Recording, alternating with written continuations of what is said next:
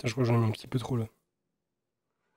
Bonjour à tous, bienvenue sur Makeup ID, la première chaîne francophone de maquillage pour... Ah non, je pense pas que ce soit la première. Je suis sûr que ça doit déjà exister sur YouTube des gars qui font dans le maquillage. Mais là, je vous rassure, il s'agit pas du tout de maquillage, il s'agit d'une lotion, d'une crème anti-fatigue pour les yeux. Qui parmi vous a envie de voir un mec avec une gueule de déterré et lui raconter sa vie? Après, faut dire que c'est vrai que la casquette avec les ombres et tout, ça n'est pas bon. Vous savez quoi, pour cette vidéo, je vais l'enlever. On va faire une vidéo... Vous voyez ça ici, là, des deux côtés? Ça, c'est les 30 ans qui arrivent l'année prochaine, ça. Bref, bonjour à tous, bienvenue sur Discover ID. Alors, vous l'avez vu dans le titre, c'est pas une surprise. Aujourd'hui, on va parler de la fameuse 3080 Ti. Donc à l'heure où je sors cette vidéo, la carte a déjà été annoncée au Computex, donc vous avez déjà les specs, vous avez déjà les prix. Et du coup, moi dans cette vidéo, je vais compléter tout ça avec des benchmarks pour la comparer à la 3080. Et puis plus important, on va aller faire des tests en jeu puisque bah au final, c'est une carte graphique qui est dédiée au jeu. Et après vous avoir déballé tous les specs, les bench, les techs qui vont avec, je vous donnerai mon avis perso sur la carte, à condition que vous l'acceptiez évidemment, parce que voilà, tout le monde le sait, je suis sponsorisé des milliards par Nvidia. Pour les caractéristiques techniques de cette carte, on est sur une carte qui possède 12 Go de VRAM contre 11 Go pour la 2080 Ti, 34 teraflops pour les shaders contre 14 pour la 2080 Ti, 67 teraflops pour les RT Core contre 43 et 273 teraflops pour les Tensor Core contre 14 pour la 2080 Ti. On est toujours sur une carte qui tourne sous l'architecture Ampère, elle dispose de plus de 28 millions de transistors et est gravée toujours en 8 nanomètres. Et alors pour la fréquence, on est sur 1365 MHz de base, pouvant monter jusqu'à 1665 MHz en boost. Reste à voir jusqu'où ça pourra monter en l'overclockant. Pour le TDP, on part sur 350 watts et on peut monter jusqu'à 400. Et ça peut faire un petit peu peur parce que on est sur un équivalent de la 3090 à ce niveau-là. Donc la question qu'on peut se poser, c'est que est-ce que cette carte va réussir à se refroidir correctement, sachant que bah elle a le même TDP qu'une 3090, alors qu'elle est plus petite et refroidit de la même façon qu'une 3080. Donc ça vous le verrez par vous-même dans les benchmarks, mais du coup bah soit elle risque de chauffer pas mal, soit Nvidia ont réussi à maîtriser le acquis du refroidissement. Oui, ça existe, je viens de l'inventer. En tout cas voilà, avec un TDP pareil, naturellement, il faudra une alimentation aussi conséquente que pour la 3090. Et généralement pour la 3090, les gens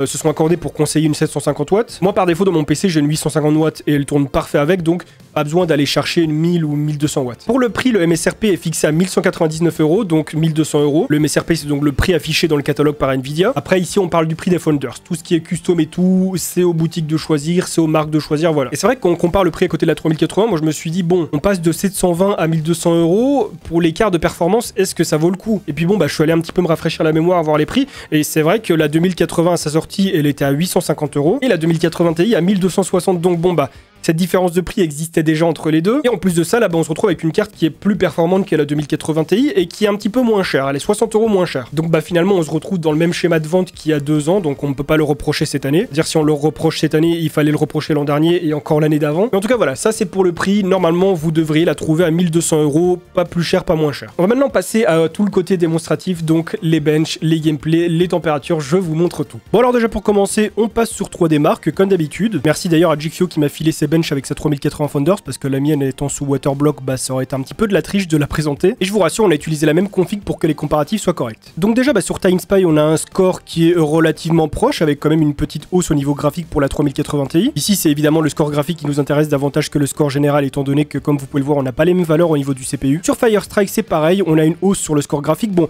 elle peut paraître plus conséquente, mais vous le savez, Firestrike, il calcule pas de la même façon. Donc encore une fois, la hausse de performance est présente. Elle ne casse pas des briques non plus, hein, mais elle est bien présente. Et alors pareil sur Port-Royal, on voit une augmentation de 1000 points. Ici, c'était juste pour tester les performances en ray tracing et encore une fois, l'augmentation est présente. Sur Shadow of the Tomb Raider, c'est le jeu que je teste depuis le départ, hein, depuis que les RTX 3000 ont commencé à sortir. Bah là, encore une fois, on a des scores plutôt appréciables, à savoir qu'on est en 4K, hein, donc à ne pas comparer au 1080p où certes, vous pouvez atteindre des plus de 150 FPS, là vraiment, c'est pas comparable. On est en 4K avec du ray tracing, le tout en ultra, donc voilà, ça reste des scores quand même assez intéressants et qui sont en moyenne entre 5 et 10 FPS de plus qu'une 3080 Founders. Je suis allé tester sur Resident Evil Village qui est sorti il y a pas très longtemps, qui est un jeu qui peut être assez gourmand si on active tout. Là encore une fois pareil, 4K, ultra, ray tracing activé, tout en ultra, et on se retrouve avec une moyenne de FPS qui est d'environ 85, ce qui est encore une fois très appréciable. Sur Black Ops pareil, bon, c'est pas un jeu auquel on joue en 4K en général, le but de ce jeu c'est vraiment d'avoir un maximum de FPS, mais là j'avais envie de le tester pour la démonstration, donc encore une fois 4K, ultra, ray tracing activé. Dernier exemple en jeu ici sur Cyberpunk 2077, c'est pas un jeu qui est super bien opti à la base, mais vous voyez qu'on s'en tire pas trop mal,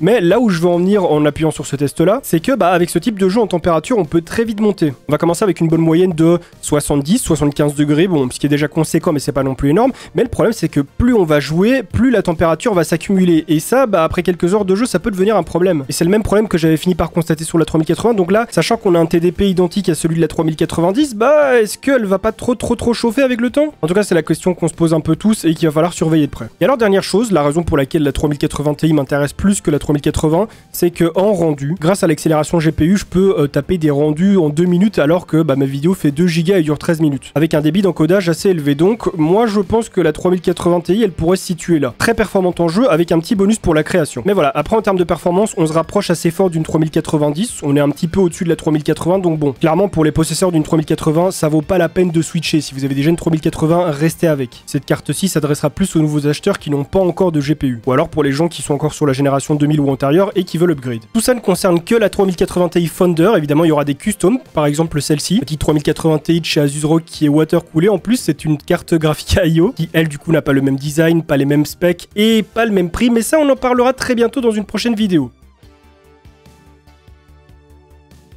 Donc évidemment, bah ici c'est que du déballage de spec et comme on n'est pas 100% du téléachat sur ma chaîne, je vais quand même vous donner mon avis, je vais vous donner deux avis. Premièrement, je vais commencer par mon avis subjectif parce qu'au final c'est ma chaîne donc je me dois de vous donner mon avis. Je suis pas un robot qui va essayer d'aller récolter les avis du web ou les avis des marques pour vous le donner, sinon ma chaîne n'aurait aucun sens. Sachez que cette carte, je l'attendais un petit peu au tournant et en même temps pas trop. C'est-à-dire qu'au tout début, je ne m'intéressais pas du tout à cette 3080 Ti, j'en avais un petit peu rien à faire. Une carte un petit peu plus puissante que la 3080, bah c'est cool, mais est-ce que c'est quelque chose qui m'intéresse? Et bah finalement j'ai accepté de faire ce test, de voir à quoi ressemblait la carte, ce qu'elle valait en termes de performance, et en vrai, j'ai pas été déçu. On a une carte qui est plus puissante que la 3080, on a une carte qui est beaucoup plus puissante que la 2080 Ti pour moins cher, donc finalement, la carte tient ses promesses. Il n'y a pas de mensonge, il n'y a pas de magouille ou quoi, c'est une carte qui est réellement plus puissante. Comme vous avez pu le voir, évidemment, la différence n'est pas non plus astronomique à côté de la 3080, donc ceux qui sont pas ultra exigeants, qui veulent juste une très bonne carte pour pouvoir jouer à de hautes résolutions, la 3080 fera parfaitement l'affaire. Mais la 3080 Ti s'adressera plus à ceux qui veulent vraiment le top du top. Et là, vous allez me dire, bah non, parce qu'il y a encore la 3090 derrière, et c'est là que bah intervient un petit peu mon avis objectif. C'est la raison pour laquelle ce matin j'ai passé un coup de fil à Nvidia,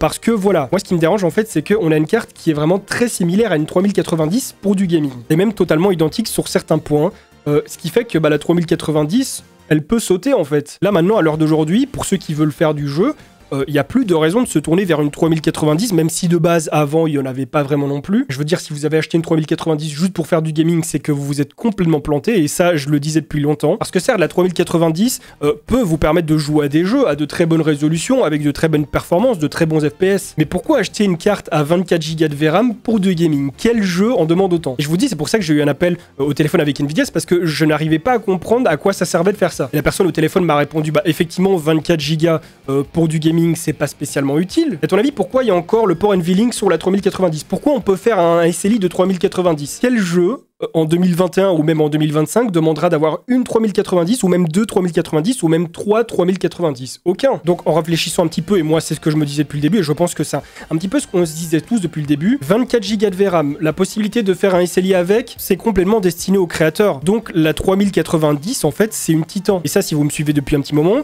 vous devez le savoir, je l'avais dit plusieurs fois. La 3090 c'est juste une titan qui a été renommée. Parce que la titan elle fait peur aux gens, parce que les gens quand on leur disait voilà il y a la titan de Nvidia, la RTX et tout, voilà tout ça, mais directement dans la tête des gens c'était assimilé comme une carte pro qu'il ne fallait pas acheter. Et en soi, c'est vrai, mais du coup, c'était même assimilé comme une carte qui ne pouvait faire que du pro et non du gaming, alors qu'en soi, ça, c'est pas vrai. Alors du coup, ce qu'on fait Nvidia pour inclure la 3090 un petit peu plus dans la gamme grand public, on va dire, sachant que voilà, elle s'adresse aussi bien aux créateurs qu'aux gamers, mais pas que aux gamers, bah ils l'ont renommée la 3090. Et bon, bah ça, d'un côté, c'est très bien, c'est très marketing, mais c'est quand même un certain problème de clarté, de transparence de la part d'Nvidia, parce que oui, c'est du marketing. Toutes les marques ont besoin de ça pour vivre, il y a même des marques dont je ne supporte moi-même pas le marketing. Mais ici, voilà, ce qu'on pourrait dire, c'est qu'ils auraient pu être un peu plus clairs, parce que du coup, il y a des gens qui ont acheté une 3090 sans savoir réellement ce qu'ils achetaient. Donc ils se retrouvent avec une carte graphique qui n'est pas utilisée parce qu'ils n'utiliseront sûrement jamais ces 24 Go de VRAM. Ici, quoi qu'on en dise, une 3080 Ti pour le gaming est très similaire à une 3090, mais la 3090 n'a pas la même utilité que la 3080 Ti. Donc en soi, elles ont toutes les deux leur place. C'est pas des cartes qu'il faut complètement assimiler comme étant les mêmes avec un prix différent. Donc l'avis totalement objectif que j'ai de cette carte, c'est que elle est très bien, elle fait parfaitement le taf. En fait, elle fait ce qu'une 3080 Ti devrait faire, mais elle n'est pas sortie au bon moment. Elle est sortie après la 3090 3080 et la 3090. Elle est vraiment venue s'intercaler entre les deux et foutre un petit peu la merde. Parce que du coup, bah, ceux qui avaient une 3080 auraient peut-être voulu un petit peu plus puissant, et ceux qui avaient une 3090 qui se sont jetés dessus de façon idiote, parce qu'il y en a qui se sont jetés sur le 3090 parce qu'il y avait rien d'autre. Comme ça, c'est la pénurie, ça a créé plein de trucs, mais bon, fallait quand même s'attendre à ce qu'une 3080 Ti sorte. Je veux dire, on le savait, on n'est pas... Enfin, depuis quand Nvidia ne font pas des TI? Et donc voilà, par rapport au positionnement de la carte, on va dire que même si je l'adore, même si elle est très très bien, elle fonctionne nickel, bah je plains quand même un petit peu ceux qui ont acheté une 3090 dans l'empressement, parce que bah vous auriez pas dû en fait. Et ça, du côté marketing, du côté influence, même sur YouTube, sur les réseaux, il y a des gens qui l'ont présenté comme étant une carte pour jouer en 8K. Ça reste assez maladroit d'avoir présenté la 3090 comme étant une carte ouverte aux gamers comme ça, et seulement aux gamers en fait. Parce que selon moi, oui, c'est une carte avec laquelle on peut jouer, mais qui s'adresse en majorité aux créateurs. Clairement, actuellement, si une carte graphique est trop chère, mais ne l'achetez pas en fait, attendez. Autant les Founders, si vous arrivez à mettre la main dessus, c'est bien, les prix sont corrects, mais les autres qui font monter les prix de ouf, n'achetez pas, ça sert à rien. Attendez que ça redescende, prenez votre mal en patience. Je peux comprendre votre impatience, mais n'allez pas dépenser le double du prix pour une carte qui ne vaut pas autant. Parce que dans l'histoire Nvidia, eux, ils revendent leurs Founders au prix qui ont été annoncés, mais voilà, les customs, bah, il y a les marques qui passent derrière, il y a les fournisseurs qui s'en mettent plein les poches, il y a les boutiques qui s'en mettent plein les poches, donc bah forcément, vous payez beaucoup trop cher pour rien. Donc voilà, mon avis très abrégé sur cette carte, c'est que si vous la voulez, si vous n'en avez pas acheté d'autres, voilà qu'elle vous convient, ne vous en privez pas, c'est pas une mauvaise carte. J'ai déjà parlé à la plupart de mes compères youtubeurs, à des sites d'actu, etc. Voilà. Tout le monde n'est pas d'accord avec ça, il y en a qui l'aiment bien, il y en a qui l'aiment moins. Mais voilà, mon avis à moi n'engage que moi, il y aura peut-être des gens qui vont sortir des vidéos en même temps, ou même avant, ou même après, j'en sais rien. Leur avis n'est pas à exclure, hein, chacun sa façon de penser, chacun sa façon de voir les choses. Moi je trouve que cette carte est très intéressante. Si on regarde dans le passé, la 2080 Ti est plus chère, et bah, le gap de différence entre la 2080 et la 2080 Ti est pratiquement le même qu'entre la 3080 et la 3080 Ti, donc bon bah ça on peut pas leur reprocher, sinon il fallait déjà leur reprocher il y a 2 ans. Mais du coup voilà, cette petite carte, moi j'en suis quand même très content, enfin cette grosse carte. Je vais me la watercooler, je vais me la foutre dans mon PC principal, je pense essayer de taper des overclocks assez intéressants avec, et vous donner vraiment bah, mon compte rendu dans le futur, comme j'avais fait pour la 2060. Je sais pas si vous vous en souvenez, à l'époque, voilà, 1 an après, j'avais refait une vidéo dessus. Bah là, je referai pareil pour la 3080, la 3080 Ti, la 3060 Ti, en fait, toutes celles que j'ai. Mais clairement, j'ai beaucoup d'attentes de la part de celle-ci, qui, en soi, pour moi, voilà, comme je l'ai dit, est une bonne carte. Bref, bah, n'hésitez pas à me lâcher votre avis dans les commentaires, hein, je l'attends de pied ferme. Je sais pertinemment qu'il y a des gens qui seront d'accord, d'autres qui ne le seront pas, mais en tout cas, n'hésitez pas à partager votre avis dans les commentaires. Également, si cette vidéo vous a plu, je vous invite à la liker et à la partager pour me soutenir, à vous abonner à ma chaîne YouTube sans oublier de cliquer sur la petite cloche pour recevoir des notifications lorsque je vais sortir de nouvelles vidéos, à me rejoindre sur mes réseaux sociaux et à regarder des vidéos qui s'affichent actuellement à l'écran. Et sur ce, on se retrouve très bientôt pour une nouvelle vidéo. En attendant, portez-vous bien. Bye les gens. Ça faisait longtemps ça, hein, ça faisait longtemps que je l'avais pas fait.